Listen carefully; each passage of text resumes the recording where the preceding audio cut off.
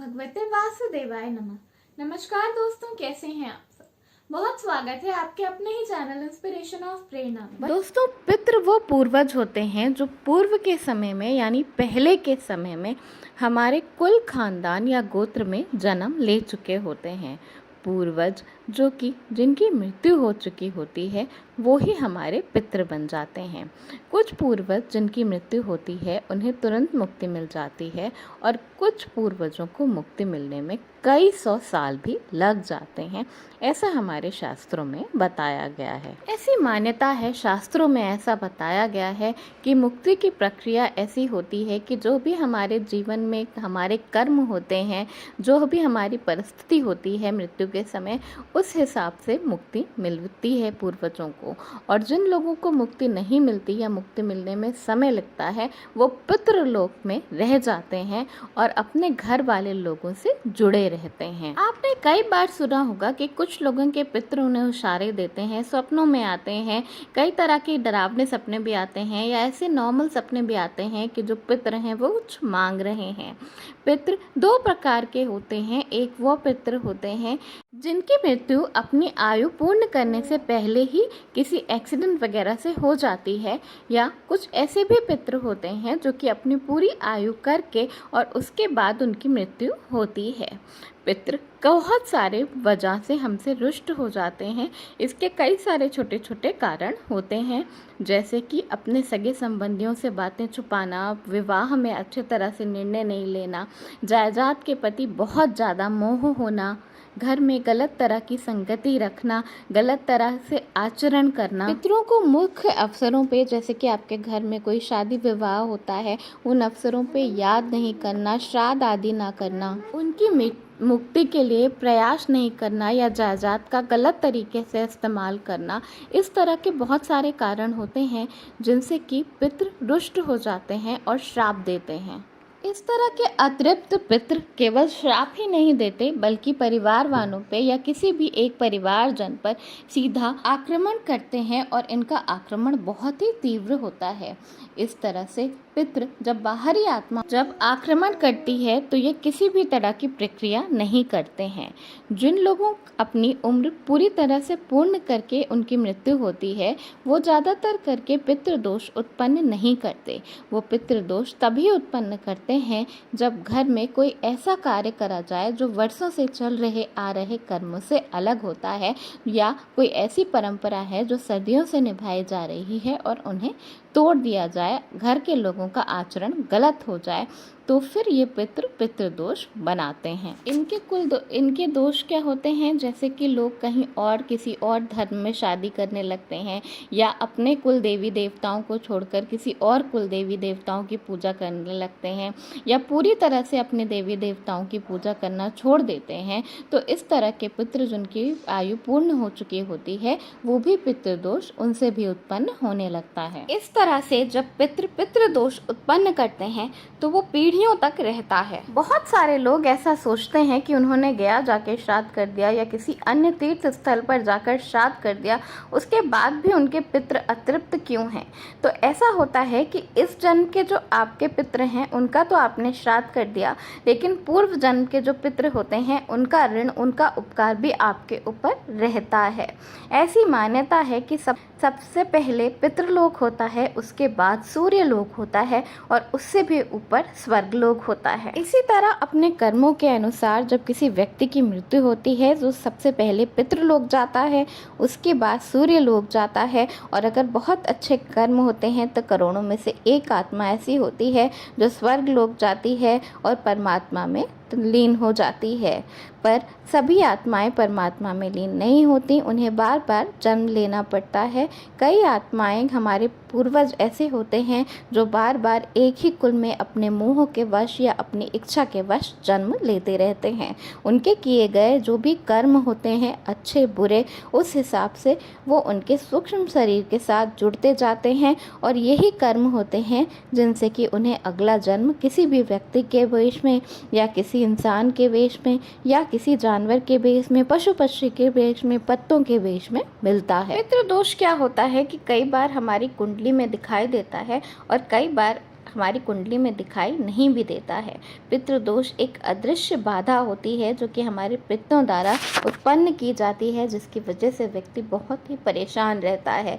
कई बार जो बाधा हमारी कुंडली में दिखाई नहीं दे रही होती है, लेकिन फिर भी उसके फल हमारे जीवन में दिखाई पड़ने लगते हैं। तो आपको पितृदोष लगा है, ये आप कैसे जान सकते हैं? आपके जीवन में हर क्षेत्र में आपको निराशा ही निराशा झेलने को मिलती है। शादी नहीं हो रही होती है या शादी बड़ी मुश्किल से हो जाती है तो वैवाहिक जीवन में बहुत कष्ट रहता है, आपके संतान नहीं होती, आपको करियर में अच्छी ग्रोथ नहीं मिल रही होती है, पढ़ाई में आपके बच्चे अच्छे नहीं होते हैं, कहीं संसार में आपको कहीं से भी कोई सफलता देखने को नहीं मिलती। मतलब जीवन के हर क्षेत्र में आपको असफलता ही असफलता देखने को मिलती है अगर व्यक्ति को पितृदोष लगा होता है। तो कैसे पता चलेगा कि आपको पितृदोष लगा है? जैसे कि सबसे पहले जब आप अपने घर पे काम करके लौटते हैं, घर बंद होता है और आखिर अपने आप घर का दरवाज़ा खोलते हैं तो आपको डिप्रेशन सा होने लगता है। आपको लगता है घर में मनहूसियत सा है, घर में आने का मन नहीं करता, किसी से मिलने का मन नहीं करता, यहाँ तक कि व्यक्ति डिप्रेस्ड रहने लगता है। बहुत बड़े फंक्शन में, शादी में भी, जहाँ बहुत सारे लोग इकट्ठा होते हैं वहाँ पर भी उसको अकेले रहने का मन करता है, याददाश्त जाने लगती है, याददाश्त कमज़ोर होने लगती है। जब आप घर के बाहर रहते हैं तो तब तक तो सब ठीक लगता है, जैसे ही घर में जाते हैं वैसे ही आपको घबराहट सी महसूस होने लगती है।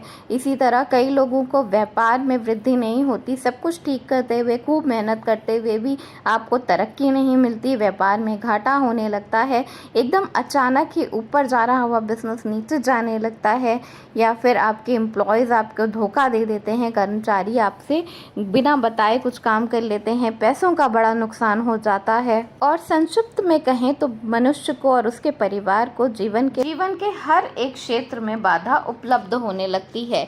घर में कोई भी खर्चा ना हो, खाने वाले दो ही हों, लेकिन फिर भी लगता है जैसे पैसा आखिर जा कहाँ रहा है, पानी की तरह पैसा बहता रहता है और आपको समझ में नहीं आता कि सब कुछ होते हुए भी आपको ज़िंदगी में आखिर तरक्की देखने को क्यों नहीं मिल रही है। कई बार क्या होता है कि कुछ लोगों के घर से हर वक्त दुर्गंध आती रहती है। जो लोग वहाँ पे रहते हैं वो तो हैबिचुअल हो जाते हैं, लेकिन जो लोग अंदर से बाहर से आते हैं उनके घर में अचानक अंदर, उनको बहुत अजीब सी एक महक महसूस होती है हर वक्त। उन घर में भी पितृदोष ज़रूर लगा होता है। इसी तरह खाना खाते वक्त अगर आपके थाली से या आपके खाने से बार बार बाल निकलता है तो ऐसी मान्यता है कि पूर्व जन्म का पितृदोष आपको लगा है और आपको पितृ की शांति करवानी चाहिए। इसी तरह अगर आपके घर में कोई बहुत सुंदर लड़की है या कोई बहुत अच्छा कमाऊ लड़का है, बहुत अच्छी नौकरी है, सब कुछ बहुत अच्छा है, फिर भी बहुत लंबे समय तक शादी नहीं हो रही है, बार बार शादी में अड़चन आ रही है, तो भी ये मान लेना चाहिए कि पितृदोष लगा है। इसी तरह अगर कोई बहुत अच्छा ज़मीन का टुकड़ा है, अच्छी व्यापार की जगह है, आप उसे बहुत दिनों से बेचना चाहते हैं लेकिन उसे बेचने में बार बार अड़चन आ रही है, सौदा होते होते रह जाता है, तो भी पितृदोष लगे होने की संभावना काफ़ी ज़्यादा होती है। कई बार बिना वजह बीमारियों पर पैसा खर्च होने लगता है, सारी रिपोर्ट एकदम नॉर्मल आती हैं, फिर भी इंसान के बच्चा नहीं होता, वो परेशान रहता है, तो पितृदोष लगा होता है। कोई भी निसंतान से अगर आपने प्रॉपर्टी खरीदा है या ज़मीन जायदाद लिया है तो उसकी वजह से भी पितृदोष लगता है। तो इस तरह अगर आपको किसी भी कारण से पितृदोष लगा होता है तो ये इष्ट तक आपकी प्रार्थना को, पूजा तक, भगवान तक पहुँचने नहीं देते। आपकी सभी पूजा पाठ, गृह शांति, गृह पूजा, सब कुछ व्यर्थ हो जाता है। तो आइए अब जानते हैं कि पितृदोष निवारण क्या है। तो सबसे पहले आपको समय समय पर श्राद्ध करते रहना चाहिए, गौ दान करना चाहिए, अपने पितरों के नाम से दान करना चाहिए, दक्षिणा करना चाहिए, कुआं तालाब खुदवाना चाहिए, प्याऊ लगवाना चाहिए। गौ दान करना बहुत बड़ा दान माना जाता है। इसी तरह हो सके तो कन्या दान करना चाहिए। पितृदोष को शांत करने के लिए विष्णु भगवान के सभी मंत्रों का जाप करना चाहिए। यहाँ तक कि शास्त्रों में बताया गया है कि श्रीमद् भगवत गीता का पाठ और श्रीमद् भागवत कथा का पाठ भी जरूर करना चाहिए। पितृदोष के हिसाब से 28,000 55,000 मंत्र जाप करवाना चाहिए, जो कि बहुत सारे पुराणों और वेदों में हमारे दिए गए हैं पितृदोष शांति के लिए। ये मंत्र आप स्वयं भी पढ़ सकते हैं या फिर आप किसी ब्राह्मण से भी करवा सकते हैं। इसी तरह आपके घर में कोई पूजा पाठ होए या अमावस्या तिथि पर अपने पितरों के नियमित आपको दान दक्षिणा ज़रूर करनी चाहिए, प्याऊ ज़रूर लगवाना चाहिए, इससे पितृ तृप्त होते हैं। अमावस्या के दिन गाय को खाना निकालने से यानी कि एक रोटी बूरा घी गाय को दान करने से भी आपको पितृ दोष से मुक्ति मिलती है। इसी तरह आपको अपने माता पिता सास ससुर सभी का मन से आदर करना चाहिए और कोशिश करना चाहिए कि आप उनकी आवश्यकताओं की पूर्ति करते रहें। ऐसा करने से आपके पितृ शांत होते हैं। प्रतिदिन दुर्गा सप्तशती और सुंदरकांड का पाठ करने से भी बहुत हद तक आपको पितृ दोषों से मुक्ति मिलती है। शास्त्रों में सूर्य को पिता का पूरक बताया गया है, तो आपको हर दिन सुबह तांबे के लोटे में जल लेकर उसमें थोड़ा सा गुड़ डालकर, उसमें गुड़हल का फूल डालकर, उसमें लाल चंदन का चूरा डालकर भगवान सूर्य को जल देना चाहिए और उसके बाद उसी लोटे में जल लेकर दक्षिण दिशा की तरफ मुंह करके अपने पितरों को जल देना चाहिए। ऐसा करने से पितृ प्रसन्न होते हैं, उन्हें ऊर्ध्व गति प्राप्त होती है, मतलब वो पितृलोक से निकलकर सूर्य लोक की तरफ बढ़ते हैं। इसी तरह अमावस्या के दिन या पितृ पक्ष में पीपल की परिक्रमा करें। आपको पीपल का वृक्ष, व्रत का वृक्ष यानी कि बरगद का वृक्ष किसी भी मंदिर के परिसर में या किसी बहुत बड़े गार्डन में आपको लगाना चाहिए और उसके बाद उसकी देखभाल करें, उसमें पानी डालें। ऐसी मान्यता है कि जैसे जैसे पेड़ बढ़ता जाएगा, फलता फूलता जाएगा, आपके पितृ दोष अपने आप दूर होते जाएंगे, आपके पितृ शांत होते जाएंगे। जो भी आपके घर में जल रखने का स्थान होता है या कुआं है या आपके घर में तालाब है या आपके घर में जो नल रखने की जगह है या सिंपल सा आपके घर में जहाँ पे भी आप पानी रखते हैं, उस जगह को बिल्कुल साफ सुथरा स्वच्छ रखना चाहिए, क्योंकि वो पितरों की जगह होती है। जानवरों के लिए प्याऊ आपको ज़रूर लगवाना चाहिए। अगर पितृ दोष से आप बहुत ही त्रस्त हैं तो आपको अपने पितरों को दक्षिण की तरफ मुँह करके प्रणाम करना चाहिए और उनसे अपनी तकलीफ़ों के लिए माफ़ी मांगनी चाहिए, उनसे अपनी तकलीफ़ों के लिए मुक्ति मांगनी चाहिए। फिर घर हो या शिवालय में आपको गायत्री मंत्र का 1.25 लाख जाप कराना चाहिए। इसके उपरांत आपको हवन कराना चाहिए और इसका पूर्ण फल आपके पितरों को मिल सके, इसके लिए आपको तर्पण करना चाहिए, श्राद्ध करना चाहिए।